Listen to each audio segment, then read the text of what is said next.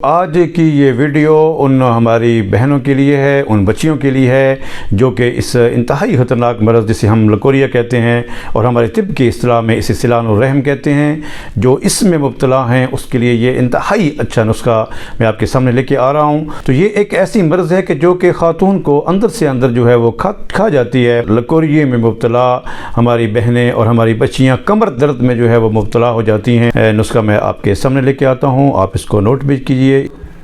बिस्मिल्लाहिर्रहमानिर्रहीम। नाज़रीन, कैसे हैं आप? मुझे उम्मीद है कि इंशाल्लाह आप ठीक होंगे। तो आज की ये वीडियो उन हमारी बहनों के लिए है, उन बच्चियों के लिए है जो कि इस इंतहाई ख़तरनाक मरज़ जिसे हम लकोरिया कहते हैं और हमारे तिब की इस्तिलाह में इसे सिलानुर रहम कहते हैं, जो इसमें मुब्तला हैं उसके लिए ये इंतहाई अच्छा नुस्खा मैं आपके सामने लेके आ रहा हूँ। तो आप इस नुस्खे को लाजमी बनाएँ, आसानी के साथ अगर आप बना सकते हैं तो आप ज़रूर इसे बनाएँ। अगर आपको बनाने में कोई मुश्किल हो तो आप मुझसे पूछ भी सकते हैं। मेरा व्हाट्सएप नंबर तो ऑलरेडी आपके पास आ जाता है, लेकिन अगर आप बना भी ना सकें तो ये नुस्खा ऑलरेडी हमारे क्लिनिक में जो इसे हम यूज़ भी करते हैं, तो आप उसे मंगवा भी सकते हैं।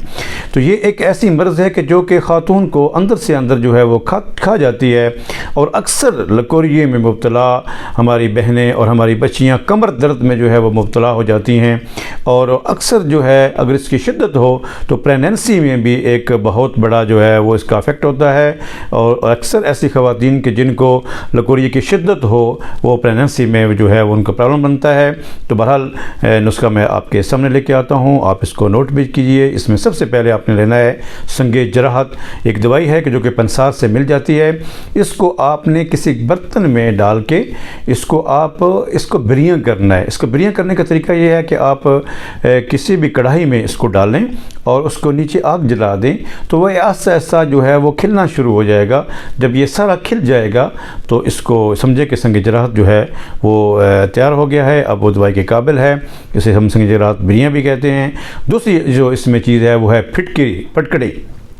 फटकड़ी को भी आपने वो भी बाज़ार से मिल जाती है, पंसारी से आसानी के साथ मिल जाती है। फटकड़ी को भी आपने इसी तरीके के साथ जो है वो बिरियां करना है। और फटकड़ी की यहाँ पे मिकदार जो है वो 5 तोला के करीब है।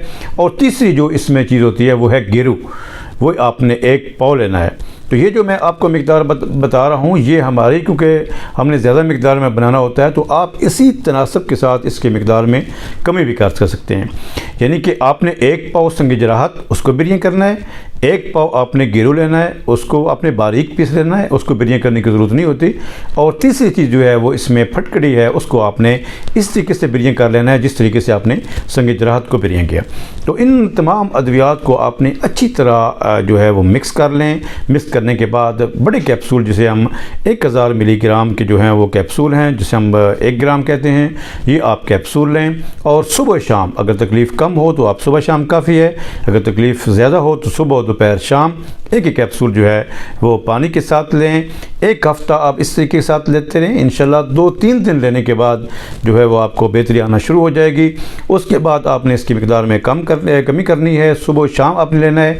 और इस तरीके से फिर आप सुबह शाम 1 हफ़्ता इस्तेमाल करने के बाद सिर्फ़ 1 कैप्सूल आप रात को लें। ये 3 हफ़्ते आप इस तरीके से दवाई इस्तेमाल करते रहें तो मुझे उम्मीद है कि इंशाल्लाह आपका ये मसला हल हो जाएगा। अगर इस दौरानिए में जब आप ये दवाई ले रहे हों, अगर आपको पीरियड शुरू हो जाएँ, मेंसेस शुरू हो जाएँ, तो उस वक़्त आप इसका इस्तेमाल रोक दें और जैसे वो दौरानियाँ गुजर जाए उसके बाद दोबारा आप इसे इस्तेमाल कर सकते हैं।